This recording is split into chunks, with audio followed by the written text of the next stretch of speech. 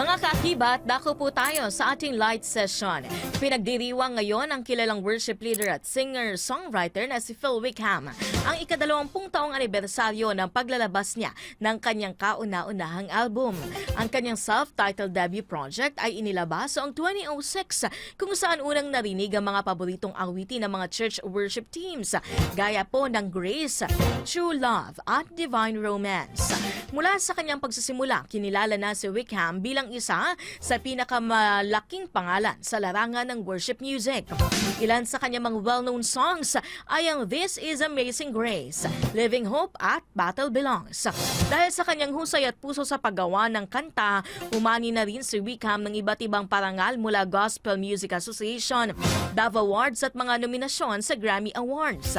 Patuloy na nagbibigay ng inspirasyon si Wickham sa mga tagapakinig sa buong mundo sa pamamagitan ng kanyang musika na naging bahagi na ng modernong worship style sa mga simbahan.